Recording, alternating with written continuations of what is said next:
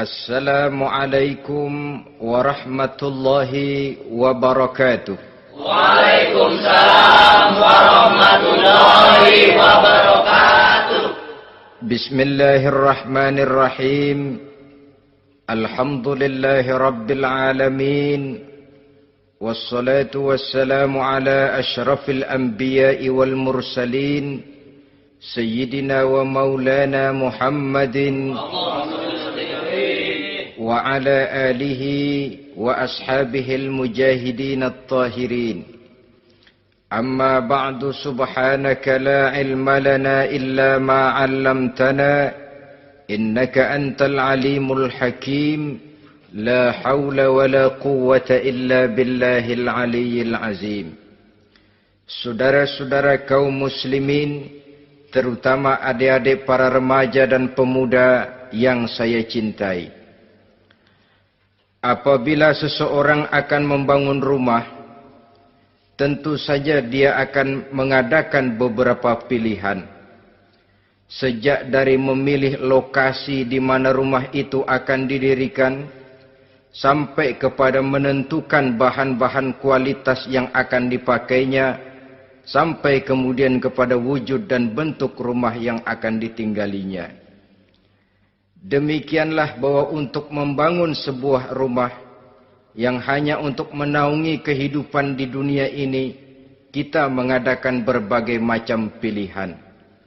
Apalagi kalau kita akan membangun sebuah rumah tangga yang kita harapkan tidak hanya akan menaungi kehidupan di dunia ini, tidak hanya untuk kepentingan kita saja, tetapi juga untuk kepentingan anak cucu kita di belakang hari, termasuk sampai kepada hari akhirat nanti. Oleh karena itu, pada pertemuan kali ini, saya hanya ingin khusus berbicara kepada adik-adik remaja dan para pemuda, bagaimana sebaiknya memilih jodoh menurut ajaran agama Islam.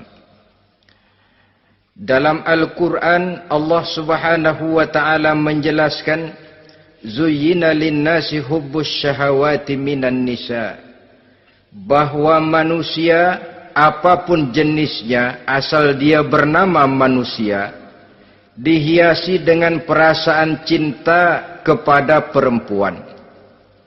Jadi sejak dahulunya, secara fitrah, laki-laki senang kepada perempuan, sebagaimana perempuan pun senang kepada laki-laki.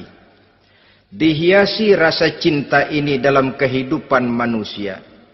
Dan oleh karena adanya rasa cinta, berkembanglah segala macam persoalan. Sehingga seorang ahli cinta pernah berkata, cinta adalah 5 huruf yang membuat persoalan tidak akan pernah selesai. 5 huruf yang membuat persoalan tidak akan pernah selesai-selesai. Tetapi dalam kehidupan sehari-hari sering kita saksikan bahwa cinta ini bisa mendorong, memberikan motivasi yang baik, dan cinta ini pun bisa juga memberikan dorongan yang tidak baik. Oleh karenanya, apabila cinta itu ibarat setetes embun yang jatuh di bumi yang subur, akan tumbuhlah di atasnya aneka ragam bunga-bungaan yang harum semerbak, indah, mewangi, sedap dipandang orang, menebarkan rasa aman, damai, sentosa, dan begitu selanjutnya. Tapi jika cinta itu jatuh di hati yang gersang dan tandus, tidak ada yang akan dapat tumbuh di sana selain sirih memanjat batu, kuning daunnya, lemah gagangnya. Maka cinta yang semacam itu tidak akan memberikan dorongan positif kepada seseorang di dalam kehidupannya. Maka lebih dahulu kita akan membicarakan cinta dalam artian yang positif ini, untuk nanti sampai kepada perempuan yang bagaimana yang harus kita cintai, atau laki-laki yang bagaimana yang harus dicintai oleh seorang perempuan. Saudara hadirin yang saya hormati, cinta dalam artian yang positif, pertama, dia selalu mendatangkan keindahan. Yang kedua, cinta itu memberikan energi atau semangat untuk berjuang. Dan yang ketiga, cinta itu selalu membawa resiko dalam bentuk pengorbanan. Maka cinta yang positif pertama melahirkan keindahan. Disinilah orang memerlukan filter atau saringan. Sebab keindahan yang didasarkan karena cinta itu merupakan satu keindahan yang relatif saja. Boleh jadi karena indah orang jadi cinta, boleh juga jadi karena cinta segala sesuatu terasa jadi indah. Namun bagaimanapun juga, kalau hati sudah diliputi oleh rasa cinta, segalanya akan terasa menjadi indah. Cinta itu adalah keindahan. Yang kedua, cinta itu energi, melahirkan dorongan dan semangat. Yang lemah bisa menjadi kuat, yang takut bisa menjadi berani, yang jauh jadi terasa dekat. Itu semua karena dorongan cinta. Dan dari energi ini lahirlah yang ketiga, bahwa cinta adalah pengorbanan. Sehingga orang berkata, berani bercinta artinya harus berani berkorban. Takut berkorban, jangan bercinta. Kalau cinta ini kita salurkan kepada nilai-nilai agama umpamanya, yang pertama, cinta mendatangkan keindahan. Kita cinta kepada agama, maka apapun yang diperintahkan oleh agama akan terasa menjadi indah. Solat akan terasa menjadi indah. Puasa terasa menjadi indah. Zakat terasa menjadi indah. Jihad pun akan terasa menjadi indah. Persis kalau kita cinta kepada seorang gadis. Jika kita cinta kepada seorang gadis, apanya saja akan kelihatan menjadi indah. Jalannya terasa indah, lenggang-lenggoknya terasa indah, suaranya merdu padahal cemprengnya bukan main. Seluruhnya akan mendatangkan keindahan karena dasarnya sudah cinta. Cinta membawa kepada keindahan. Yang kedua, cinta itu melahirkan energi. Orang yang cinta kepada agama akan lahir tenaga dan semangatnya melaksanakan ibadah, melaksanakan puasa, melaksanakan zakat, melaksanakan solat, melaksanakan haji, bahkan melaksanakan jihad sekalipun. Cinta selamanya menimbulkan energi dan semangat. Sama saja dengan kita apabila jatuh cinta kepada seorang gadis, walaupun rumahnya jauh, katanya, gunung pun akan kudaki, lautan pun kuseberangi. Untuk apa itu? Untuk menemui apa yang kita cintai. Cinta selamanya melahirkan energi. Capek tidak terasa, lelah tidak terasa, semuanya tertutup oleh keindahan yang bernama cinta. Lalu yang ketiga, cinta membawa pengorbanan. Apabila kita cinta kepada agama, maka pengorbanan terhadap apapun yang diminta oleh agama, baik itu pengorbanan waktu, tenaga, pikiran, harta, bahkan pengorbanan nyawa sekalipun, kita tidak akan berat melaksanakannya karena cinta kita kepada agama yang kita anut ini. Demikian juga cinta kita kepada seorang perempuan akan membuat kita rela berkorban. Apapun yang dia minta, jangankan kita tidak mampu, kita tidak mampu sekalipun, kita masih berusaha untuk mampu guna memenuhi tuntutan si buah hati belahan jantung. Kadang-kadang malam minggu si doi ngajak nonton. Umpamanya duit tidak ada, gajian belum, kerja enggak. Timbullah inisiatif, entah sepatu kita jual ke tukang loa, entah celana mampir dulu ke tempat lain. Yang penting kita berkorban untuk memenuhi permintaan si buah hati belahan jantung. Ketika itu pengorbanan sudah tidak kita rasakan lagi. Bahkan pengorbanan yang paling pedih sekalipun, dalam gurau, dalam bercanda misalnya, dicubit kita oleh kekasih kita, pedih bukan main, terkelupas kulit, mengalir darah, bukan nangis, nyengir. malah kadang-kadang minta tambah dicubit lagi.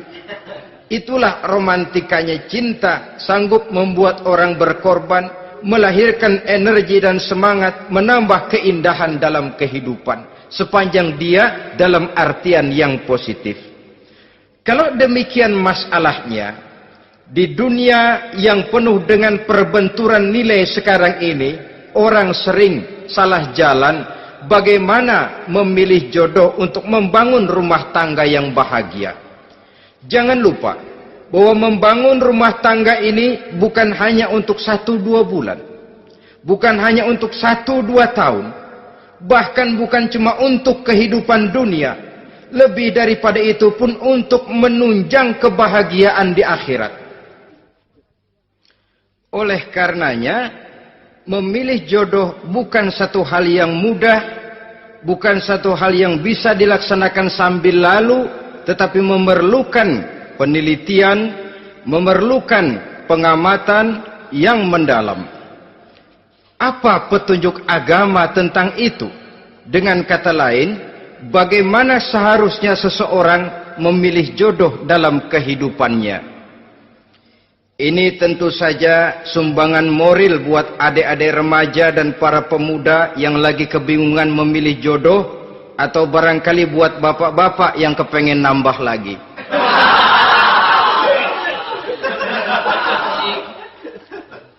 Mohon maaf kepada ibu-ibu, saya tidak menganjurkan, cuma ngajarin. Yang pertama, menurut Nabi, nikahilah perempuan itu karena rupanya, karena hartanya, karena keturunannya, dan karena agamanya. Ada 4 motif utama di sini. Pertama, memilih jodoh, lihatlah rupanya. Lagian siapa yang kepengen dapat jodoh rupanya nggak karu-karuan? Cari rupa yang cantik, indah, dan menawan. Namun jangan lupa, saya katakan di zaman di mana sering terjadi benturan nilai seperti sekarang ini, orang sulit untuk mendapatkan keaslian. Di mana teknologi sudah sedemikian canggih, di mana ilmu kedokteran sudah sedemikian maju, maka berbagai macam rupa bisa dibentuk dengan apa yang dinamakan operasi plastik misalnya. Yang pesek bisa dibikin mancung, kuping yang kelebaran bisa dibikin sedang, pipi yang kembung sebelah bisa dibikin rata, janggut yang tidak menarik bisa dibikin bak lebah bergantung katanya. Oleh karena itu, kalau pilihan hanya tertuju kepada rupa yang cantik saja semata-mata, kita sudah melakukan satu kesalahan yang sangat besar. Sebab apa? Diperingatkan oleh Nabi melalui hadis Ibnu Majah, Bazar dan Baihaqi dari Ibnu Umar. Janganlah kamu kawini seorang perempuan karena kecantikannya, sebab kecantikan boleh jadi akan mencelakakan. Jangan juga kamu kawini perempuan karena hartanya, sebab kekayaan biasanya akan mendatangkan kesombongan. Tetapi kawinilah karena agama dan akhlaknya, karena itulah yang akan membawa kepada kebahagiaan.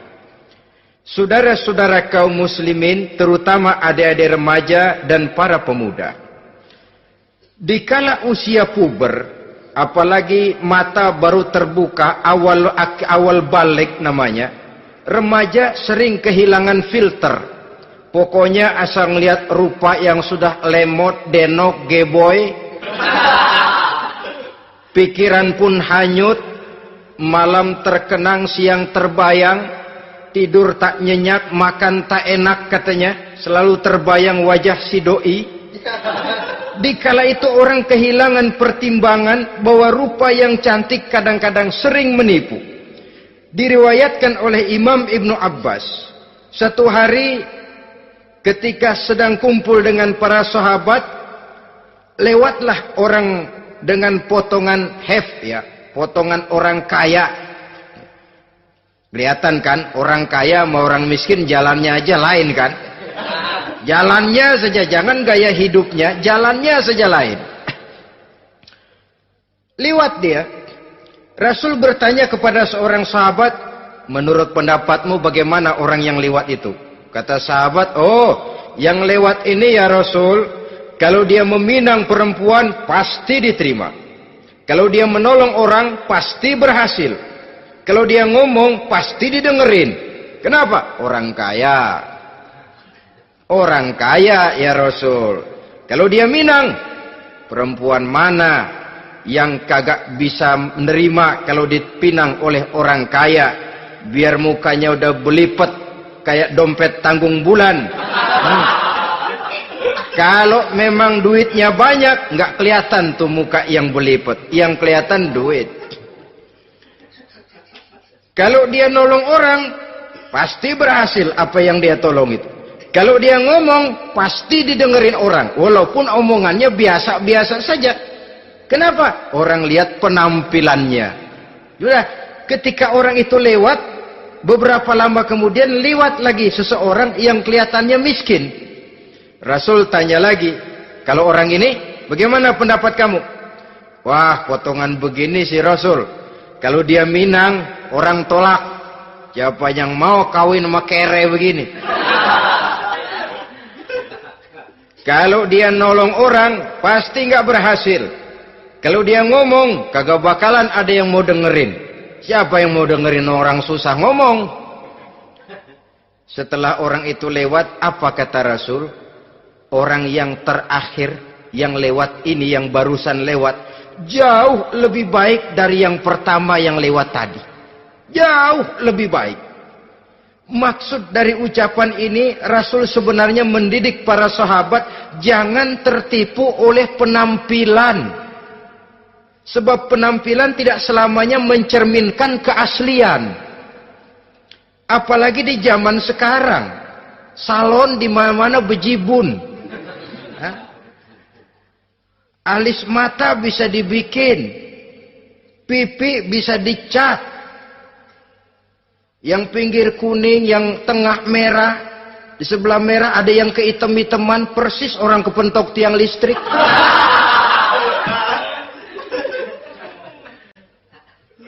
Kecantikan yang artifisial, kecantikan yang bukan alami. Karena itu silakan saja cari yang cantik, tapi jangan terpaku sampai di situ. Sebab kecantikan di samping dia mudah berubah oleh pergeseran masa dan pertukaran waktu, ternyata penampilan tidak selamanya mencerminkan keaslian. Lain hari seorang sahabat pernah mengadu, "Ya Rasul, ada apa? Inna imra'ati la turaddu yadul lamis." Ya Rasul, istri saya tidak pernah menolak tangan orang laki yang menjamahnya, mengajak salaman kepadanya. Apa jawab Rasul? Ceraiin aja. Tapi hati saya berat ya Rasul, saya cinta betul sama dia. Ya kalau hatimu berat, jaga dia baik-baik. Nah, dari riwayat ringkas ini kita ambil satu perbandingan. Memang punya istri berwajah cantik itu kadang-kadang si malakama kalau imannya tidak kuat. Si malakama. Kita diemin aja, binal, makan hati, nggak aman, nggak tentram. Jangan-jangan saya berangkat ke kantor, dia ngompreng.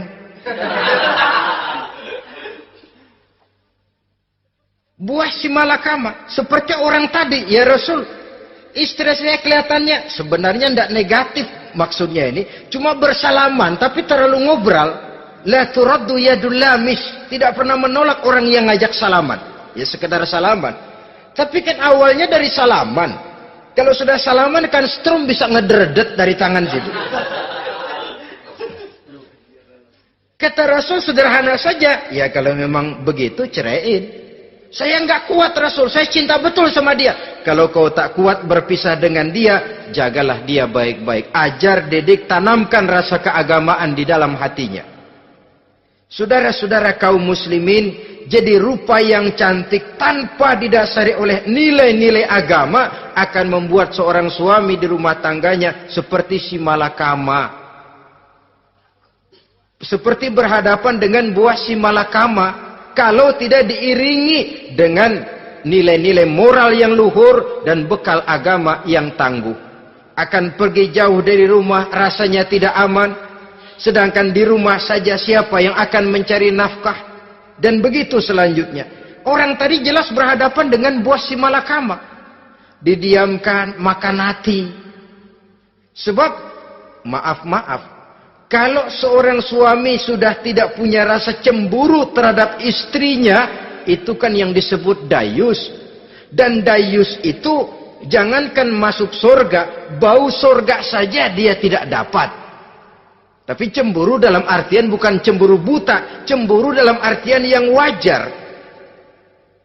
Dia cemburu, akan dikerasi takut kalau istrinya minta cerai, sedangkan dia cintanya sudah kadong medok bener. Si malakama jadinya. Nah, ini juga satu riwayat yang memberikan gambaran kepada kita. Pilihan, silakan cari rupa yang cantik saja. Cari yang cantik. Tapi kalau itu dijadikan motif utama tanpa dasar-dasar agama, saya khawatir nanti rumah tangga kita akan berhadapan dengan buah si malakama.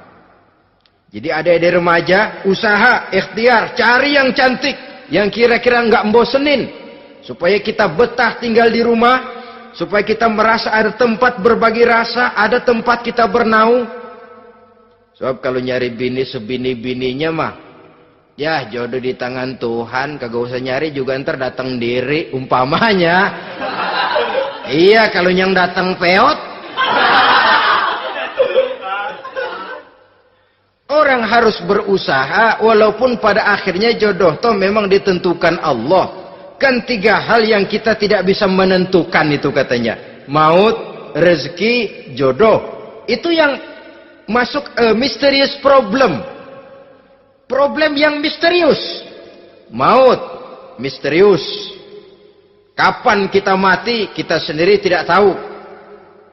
Tahun depan, 50 tahun lagi, 100 tahun lagi, tidak pernah seorang pun diberitahu.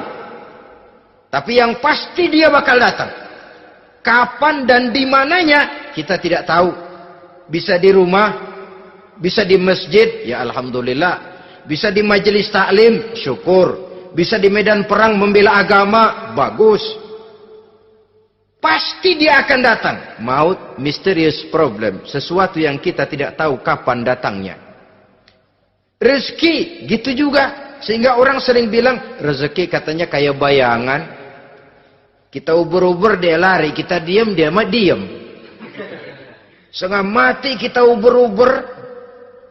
Emang ukuran segitu, segitu aja. Begitu kita nggak ngapa-ngapain, datang yang bawain rezeki. Namanya rezeki itu mysterious problem. Kadang-kadang ngobek, sungsang, sumbul, udah segala tanah orang kita ukur-ukurin. Udah segala ngomong sudah nggak ada yang loh, tuh sudah buta. Tapi memang bayangan, kalau belum rezeki ya belum. Kadang-kadang nyari kode sampai tidur di kuburan. Belepotan tanah kuburan loh. Yang aneh lagi kadang-kadang orang gila ditanyain. Allahu Akbar, ini kode-kode zaman sekarang ini. Sampai orang waras nanyain orang gila itu gimana itu? Ini sudah efek yang betul-betul negatif. Sudah jelas orang gila kok ditanya. Apa kira-kira yang nanya nggak lebih gila dari yang gila itu?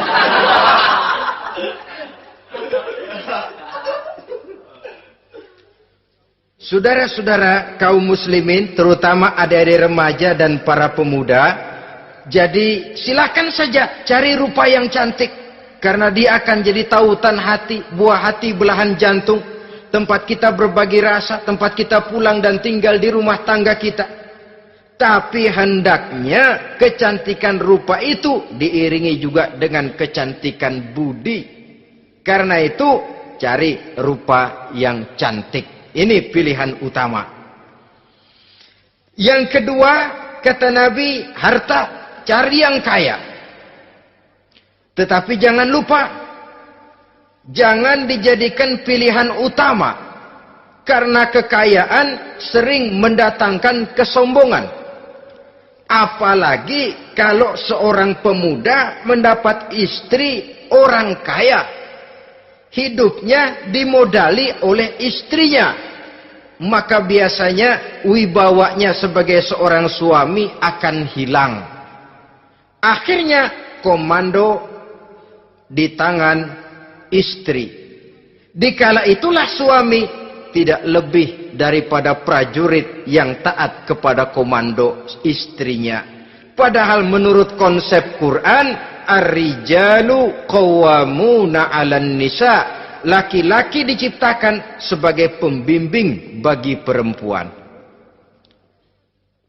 Kalau nanti suatu saat terjadi benturan, sedangkan modal diberikan oleh istri, terjadilah pengungkitan. Kata istrinya apa? Lu jangan bertingkah, lu kan kawin sama gue modal lu kolor doang.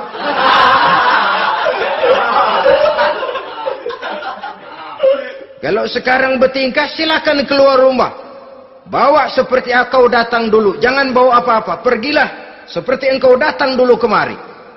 Hilanglah wibawa seorang suami.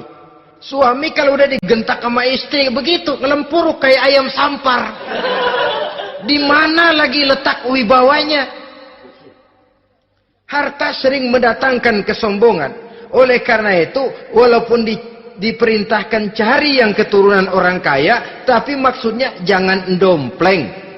Sebab kepribadian seorang suami akan ditentukan oleh sifatnya sendiri.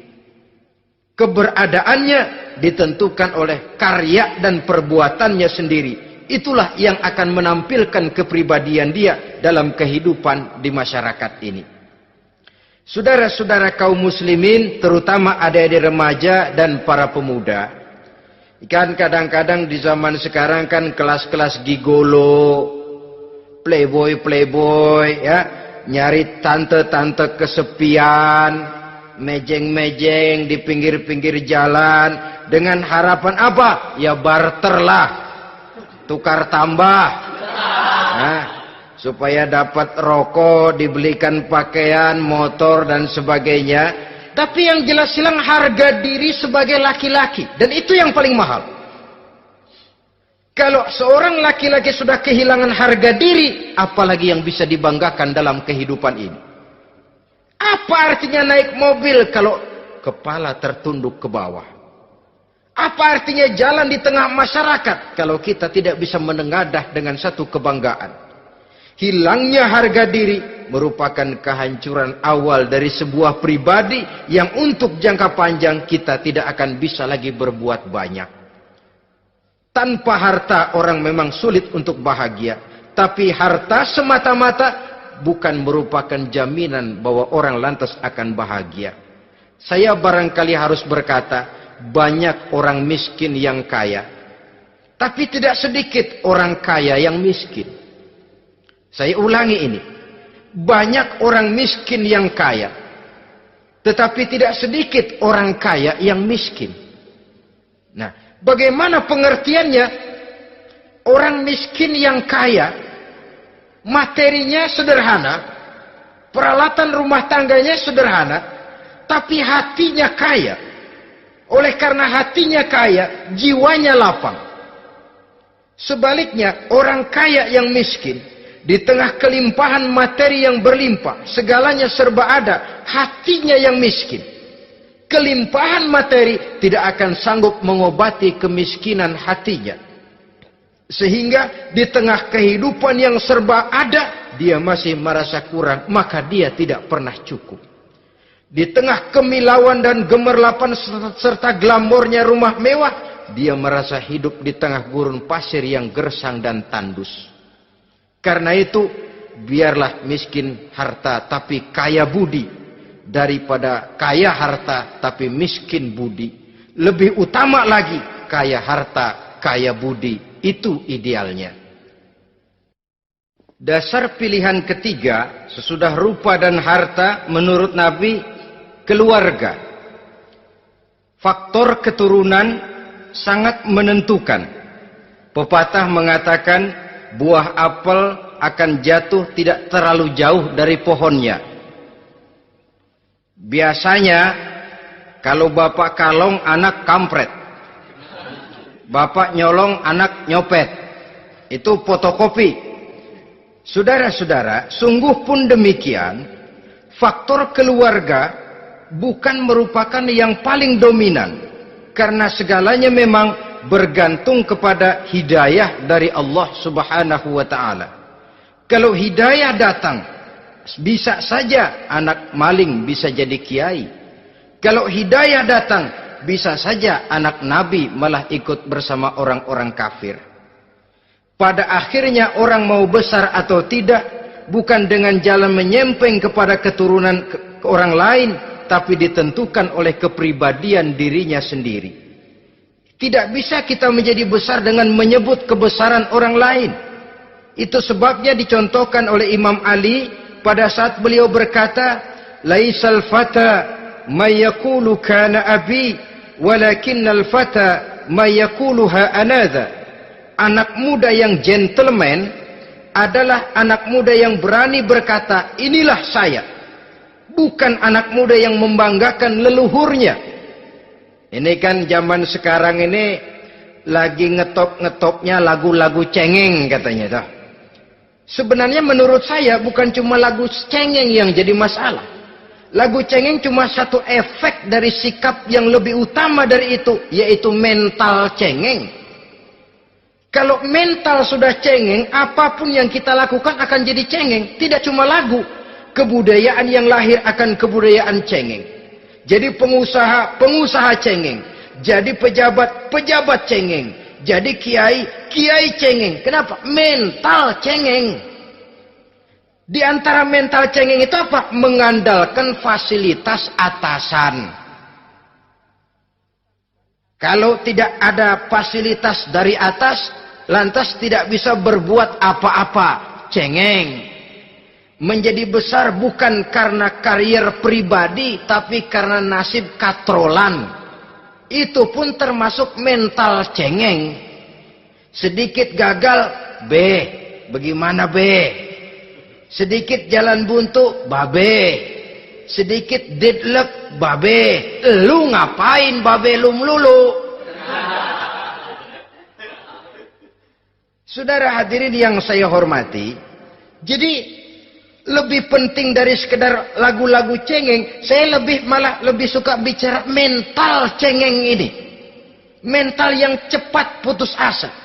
Mental yang tidak mau mengeluarkan usaha maksimal. Mental yang hanya mengandalkan fasilitas. Sedangkan pribadinya tidak lebih daripada pribadi sumuhun dawu, pribadi kulonuwun, pribadi kumaha juragan wae, pribadi oke bos, pribadi asal bapak senang. Bukankah itu semua merupakan cermin dari mental-mental yang cengeng, yang untuk jangka panjang tidak akan pernah menguntungkan daripada pembangunan bangsa dan negara yang kita cintai ini. Seseorang mau besar atau tidak, bukan dengan jalan menyempeng kepada kebesaran orang lain. Bahkan Syauqi dalam sebait syairnya yang lebih tegas mengatakan, wa syarrun nasi zu khumulin iza fakhartahum zakarul jaduda wa syarrun nasi wa khairun nasi zu syarafin qadimin aqama li nafsihi syarafan jadida. Generasi yang paling jelek adalah generasi pemalas.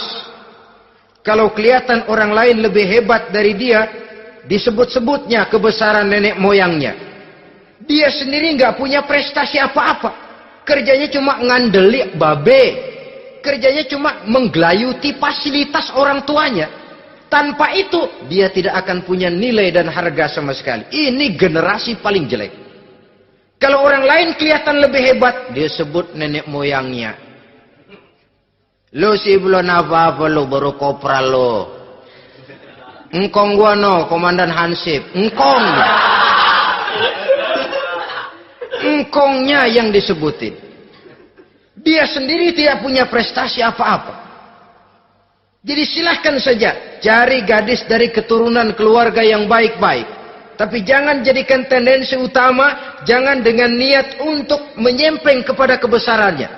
Tapi paling tidak dengan niat agar mudah-mudahan dari benih yang baik ini akan lahir keturunan-keturunan yang baik pada akhirnya nanti. Itu yang kita harapkan. Bukan lalu dengan pertimbangan, mertua gue bos nih, kali aja begitu gue kawin aja mampus. Ini semua warisan kan jatuh kemari semua. Kalau itu niatnya sudah jelas salah. Kita mencari perempuan dengan keturunan-keturunan yang baik dengan berharap agar anak-anak kita nanti yang akan merupakan benih cucunya akan melahirkan kebaikan-kebaikan seperti leluhurnya dulu. Saudara, pilihan yang keempat kata Nabi, agama. Ini yang paling inti. Kenapa? Agama itu motivasinya moral. Di sini segalanya ditentukan. Rupa yang baik, harta yang banyak, keluarga yang luhur. Kalau sudah dilandasi oleh agama yang rapuh, bahkan tidak beragama sama sekali, ketiga hal di atas tadi hanya akan mendatangkan malapetaka. Sekarang kan kita tertipu oleh penampilan, padahal penampilan belum tentu kenyataan. Di jalan-jalan kita akan lebih terpesona melihat gadis pakai miniskirt di atas lutut ketimbang kita melihat gadis-gadis yang pakai jilbab. Kalau sudah pakai jilbab keliwat, yang usil banyak banget, bau sorga nih. Bau sorga katanya. Tapi kalau sudah yang pakai miniskirt itu yang lewat, itu dari ujung ke ujung mata kagak mau kedip. Laler nemplok di mata kagak dirasain. Kita terpesona oleh penampilan zahir, padahal penampilan belum tentu memantulkan hal yang sebenarnya. Tapi memang itulah watak manusia. Watak manusia, saya katakan manusia tanpa kecuali. Tetapi bergantung kepada pemikiran jangka pendek atau jangka panjang. Kalau jangka panjang yang kita pikirkan, ya tentu kita tidak akan mudah terpesona oleh hal yang zahir. Sampai-sampai Quran sendiri mengatakan budak yang hitam legam tapi beriman itu lebih baik daripada orang-orang musyrik walaupun cantik, denok, lemot, geboy. Ada lagi nggak bahasa yang lebih dari itu? Cantik, denok, lemot, geboy, bahenol, nerkom. Tapi kafir masih lebih baik budak yang hitam legam sekalipun. Kalau dia beriman. Kenapa? Rumah tangga untuk jangka panjang. Sebab itu Islam tidak membolehkan kawin campuran dengan lain agama. Walaupun ada ayat yang mengatakan boleh kawin dengan ahlul kitab. Tapi sebagian mufassir menjelaskan bolehnya kawin dengan ahlul kitab itu dalam kondisi darurat. Dalam kondisi normal tidak bisa. Kenapa? Kalau sudah berlainan agama, akan terjadi kerancuan rumah tangga untuk jangka panjang. Bagaimana membina dalam keharmonisan di rumah tangga? Bagaimana nasib anak-anak nanti? Kadang-kadang ada keluarga, kami sih keluarga modern. Anak-anak kami berikan kebebasan untuk milih agama apa saja. Bapaknya Islam, istrinya Kristen, anaknya ada yang Hindu, Buddha. Bagus nih, keluarga pecel namanya. Bagaimana keluarga modern bisa seperti itu? Padahal seorang suami bertanggung jawab di hadapan Allah. Dia akan ditanya tentang istrinya. Dia akan dimintakan pertanggungan jawab tentang anak-anaknya. Kalau istri kita berlainan agama, mungkin terjadi pengkaplingan. Pokoknya kalau anak perempuan ikut ibu, anak laki ikut bapak. Administrasi dunia bisa begitu. Tapi akhirat, pertanggungan jawab di hadapan Allah. Bisakah kita? Sorry aja Tuhan emang janjinya begini. Saudara hadirin yang saya hormati, oleh karena itu budak legam hitam kalau beriman masih lebih baik daripada orang-orang yang tidak beriman walaupun cantik dan mempesona. Kenapa? Ini faktor agama. Ya buat 1-2 bulan bisa terwujud rumah tangga yang tentram. 2-3 tahun mungkin masih bisa bertahan, tapi sampai kapan? Sampai kapan itu akan terwujud? Pada akhirnya akan muncullah dilema yang akan sulit buat diatasi. Oleh karenanya motif agama dijadikan stres oleh Nabi. Fasfar bizatiddin taribat yadak. Pilih agama sebagai titik sentral, sebagai pilihan utama. Kalau agamanya kuat, walaupun rupanya sederhana, tapi karena nilai agamanya kuat, dia bisa menyenangkan hati suaminya. Dia bersolek untuk kepentingan suaminya. Dia taat kepada suaminya. Harta, dia anak orang kaya untuk membantu perjuangan suaminya. Tapi kalau tidak ada modal agama, rupa yang cantik bisa menyengsarakan suami. Apalagi kalau suami kere. Istrinya sudah cantik, kaya ataupun tidak kaya kadang-kadang. Udah, suaminya suruh ngempuk di rumah bininya yang kerja. Ya kalau kerja mendingan kalau dikerjain itu.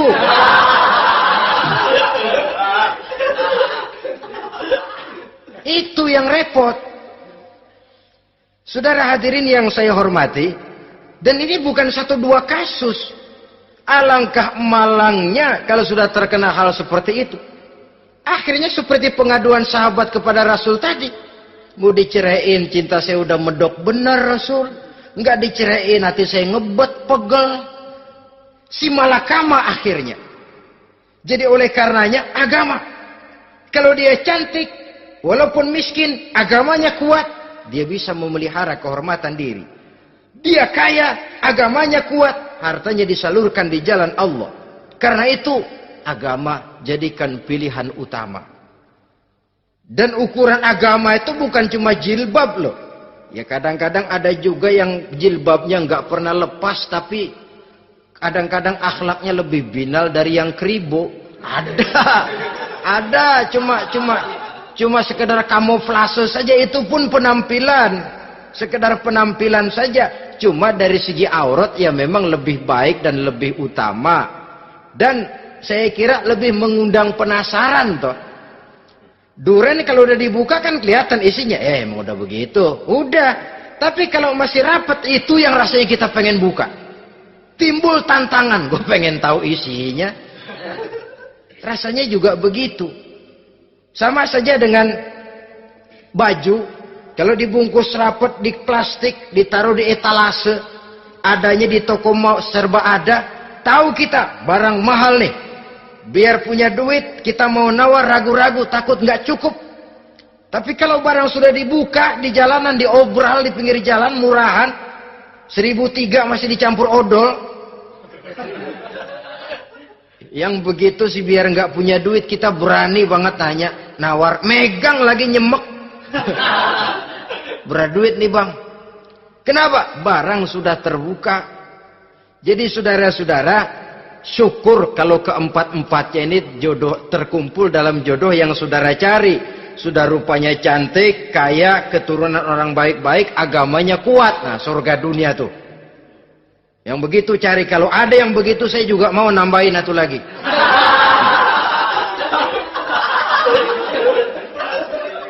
Tapi yang kumpul keempat-empatnya ini terus terang saja langka. Makhluk langka ini.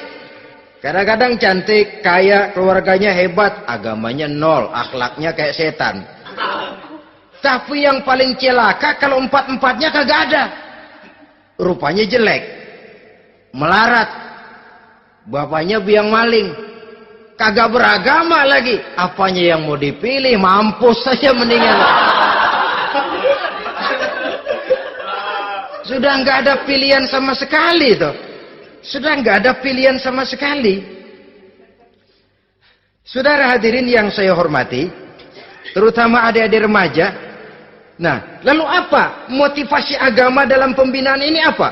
Agama ini kan memberikan contoh bahwa perempuan yang baik itu, yang kita ingin jadikan dia sebagai ideal dalam pencarian jodoh, tandanya 3. Iza ra'aitaha sarratka, kata Nabi. Kalau dipandang, dia bisa menggembirakan kamu. Kan ini yang penting buat seorang suami. Kalau saudara nanti jadi suami, punya istri yang jadi partner setia mendampingi suaminya. Kalau dilihat nggak bosenin. Kenapa? Dia berdandan untuk nyenangin hati suaminya. Nggak bosenin. Kan kadang-kadang ada bini kalau kita pulang demok aja fotonya.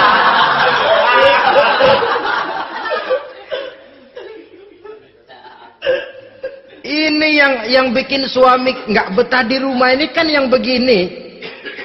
Adapun perempuan yang beragama, apabila dipandang oleh suaminya, dia pandai menyenangkan hati suaminya. Andai kata suaminya dalam kesulitan, dia tidak menambah beban kesulitan.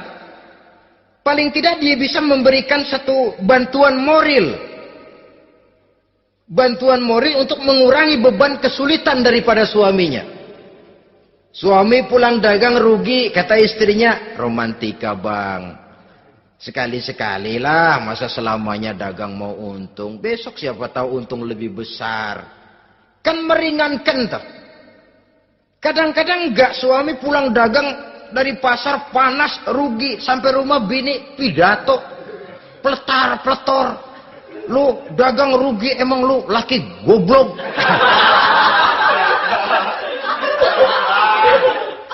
Sudahlah di pasar rugi, di rumah digoblok-goblokin. Ini nanti kena penyakit broken home yang begini ini. Padahal kesuksesan di kantor, kesuksesan di pasar, kesuksesan di medan tugas selalu dimulai dari kesuksesan dan ketenangan dari rumah tangga. Dia berhias untuk kepentingan suaminya, tidak terlalu berlebihan. Dan suaminya pun pandai menghargai istrinya dengan kata-kata yang menimbulkan gairah dan semangat. Melihat istrinya bersorak, kamu makin cantik saja. Jangan juga kadang-kadang suami ketus. Ngelihat daksu pulang kantor, lihat suaminya, istrinya dandan rapi. Tumben lu mau bekasin apa? Mau bekasin katanya. Artinya apa ini? Pandai mengembirakan, bisa tenggang rasa, bisa berbagi rasa. Sehingga suami merasa ada tempat dia bertukar pikiran, ada tempat dia membicarakan persoalan. Dialog dalam kehidupan berumah tangga itu sangat diperlukan.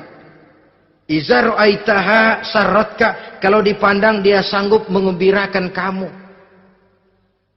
Dikasih uang 500 senyum, 5.000 pun ketawa. Menggembirakan. Dia bisa taruh kata hatinya kesel, tapi mulutnya senyum. Nah ini yang sulit ini. Senyum tapi kesel, kesel tapi senyum.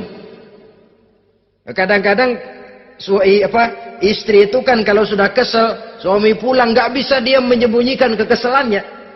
Dari jauh suami sudah lihat ini yang nyambut, ini bemo ini.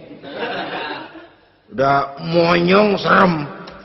Saudara hadirin yang saya hormati, yang kedua, bila diperintah dia taat. Ini pengaruh agama. Sehingga Nabi mengatakan, "Lau amartu li ahadin ayyasjuda ila ghairiha, la amartul mas'ada la amartul mar'ata litasjuda ila zawjiha likibari haqqihi 'alaiha." Andai kata saja boleh aku memerintahkan manusia untuk sujud kepada sesama manusia, pastilah aku perintahkan perempuan untuk sujud kepada suaminya. Kenapa? Karena besar hak suaminya kepada dirinya. Untung sujud kepada manusia tidak boleh. Andai kata boleh, perempuan disuruh sujud sama suaminya. Ini tidak perlu sampai sujud, cium tangan saja minta ridho suami. Kadang-kadang perempuan sekarang berat. Paling banter setahun sekali lebaran doang. Laki pulang sembahyang tubruk, cium tangan minta redo, nangis segala macam. 3 hari habis lebaran beras habis, monyong aja lagi.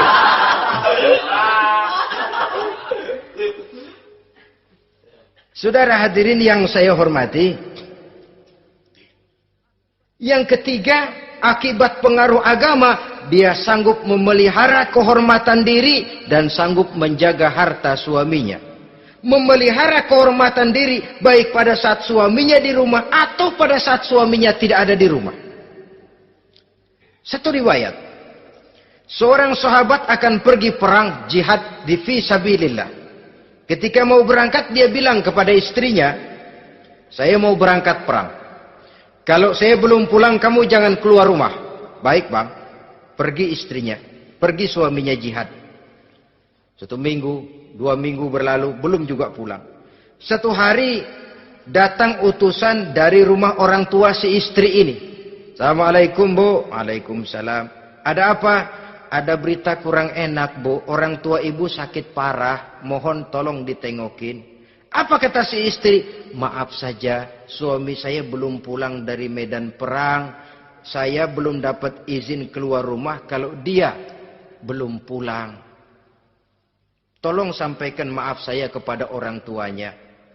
Pulanglah utusan tadi. Besok balik lagi. Bu, ada apa? Udah Senin Kemis. Napasnya sudah sampai tenggorokan. Tolong tengokin buat terakhir kalinya bu. Suami saya belum pulang. Dia pesan kalau dia belum pulang saya jangan keluar rumah. Saya nggak bisa tengokin orang tua saya. Salam maaf saja. Pulang utusan itu. Besok balik lagi. Bagaimana? Sudah meninggal bu. Mau dikubur. Tengokinlah buat terakhir kalinya. Suami saya belum pulang. Saya belum berani keluar rumah kalau suami saya belum pulang. Itu janji saya sama suami saya. Pulanglah utusan ini ngadu kepada Rasulullah sallallahu alaihi wasallam. Ya Rasul, ini perempuan kelewatan benar. Dari orang tuanya sakit sampai sekarat, sampai mati, sampai dikuburin dia nggak nengokin. Memangnya kenapa? Suaminya katanya pergi jihad. Dan suaminya tidak mengizinkan dia keluar rumah. Kalau si suami belum pulang. Apa jawab Rasul? Marahkah beliau? Tidak. Beliau senyum. Apa katanya? Dosa orang tua yang meninggal ini telah diampuni oleh Allah karena dia punya anak perempuan yang begitu taat kepada suaminya. Allahu Akbar. Dosa orang tua yang sudah meninggal itu diampuni oleh Allah karena dia punya anak perempuan yang begitu taat kepada suaminya. Ketaatannya kepada suaminya menyebabkan dosa orang tuanya diampuni oleh Allah subhanahu wa ta'ala. Suami pergi jihad, orang tua sakit keras, tidak berani dia keluar rumah. Itu tandanya bisa menjaga kehormatan diri. Kalaupun satu saat suaminya manggil, bu, tolong ambilin uang di dompet. Dompetnya dibawa, bang, ambil saja sendirilah, nanti salah ambil lagi saya. Kadang-kadang enggak, suaminya pergi mandi, dompet berantakan. Saudara hadirin yang saya hormati, ini motivasi agama. Jadi kecantikan zahir yang diimbangi dengan kecantikan batin oleh karena pengaruh agama tadi. Kalau sudah kemari, orang tidak perlu mikir-mikir operasi plastik. Bikin yang pesek jadi mancung supaya orang tertarik. Bikin belakang yang kurus jadi menarik. Tidak. Orang tidak perlu lagi pakai susuk-susukan. Dipasang di bibir supaya kalau senyum orang gempor. Supaya kalau ngomong orang percaya. Dipakai di kuping supaya macam-macam. Tidak perlu lagi. Pakai jompa-jampe, pelet-peletan supaya kalau diludahin orang ngikut. Nggak perlu lagi. Kenapa? Cinta itu nature, sesuatu yang alamiah, yang tidak bisa dipaksakan. Dia kudrati, karunia dari Allah. Tidak bisa cinta dipaksakan. Kalaupun bisa, dengan ilmu pelet, oh saudara bisa membuat orang jatuh cinta. Ya 2-3 hari, 4-50 hari. Kesananya apa yang akan terjadi? Kelanggengan tidak akan pernah terwujudkan. Kenapa? Keterpaksaan yang akan timbul. Dalam kondisi semacam itu, rumah tangga tidak akan mengalami ketenangan dan ketentraman. Jadi biarkan cinta berjalan secara alamiah, karena dia memang alamiah. Saudara-saudara, nah sekarang kalau sudah ketemu nih, yang 4 tadi, rupa cantik, keturunan boleh, kaya lumayan, agama kuat. Apa yang harus kita cari? Apa yang harus kita lakukan? Apa pakai pepatah anak sekarang? Aku lihat aku pikat, aku dapat, aku sikat, aku minggat. Bangsat.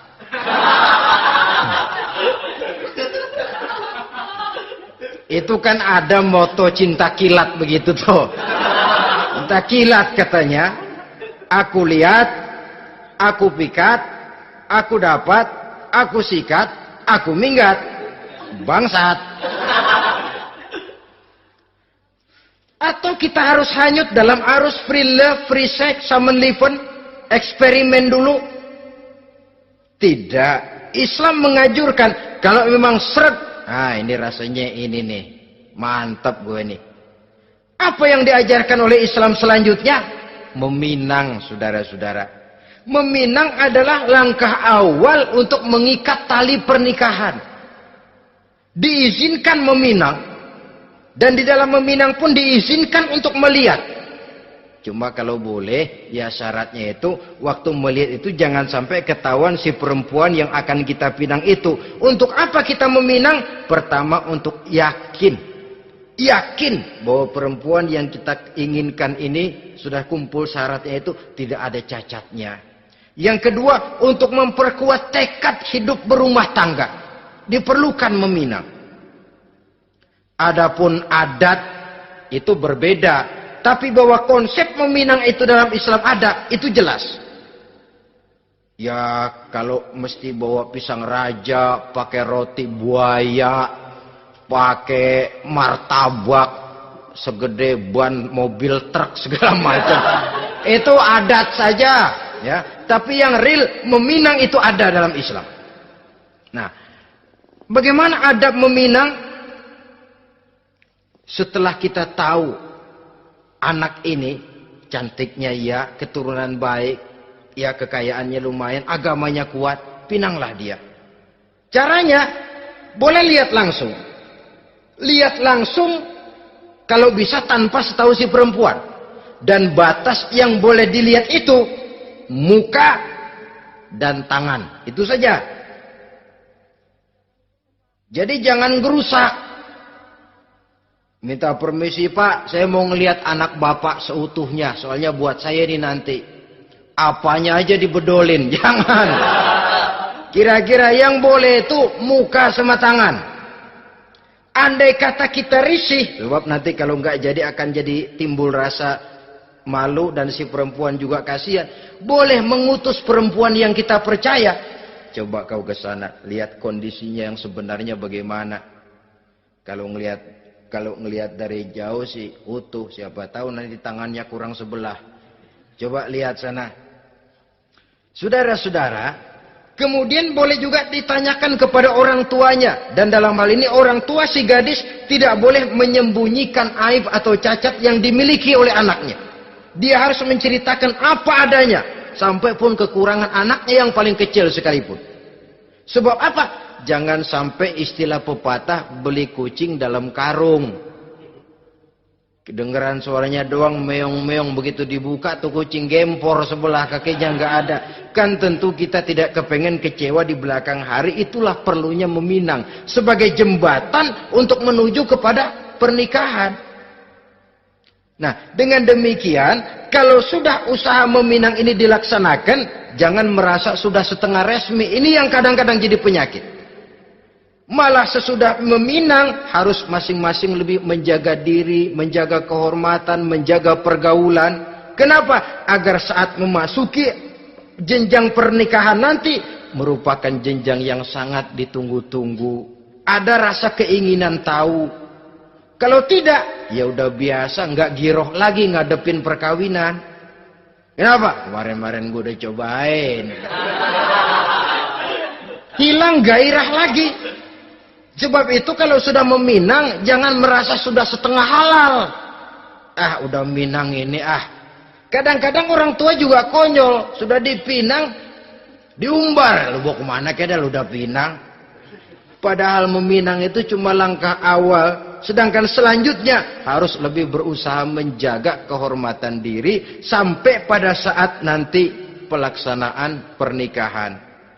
Nah, saudara-saudara, terutama adik-adik remaja dan para pemuda, walaupun agak sekilas memang karena terbatasnya waktu pada pertemuan ini, mudah-mudahan bisa memberikan gambaran yang sepintas tentang bagaimana sebaiknya kita memilih jodoh di dalam membina rumah tangga yang bahagia. Semoga ada manfaatnya. Terima kasih atas segala perhatian. Mohon maaf atas segala kekurangan. Usikum wa nafsi bitaqwallah. Wassalamualaikum warahmatullahi wabarakatuh.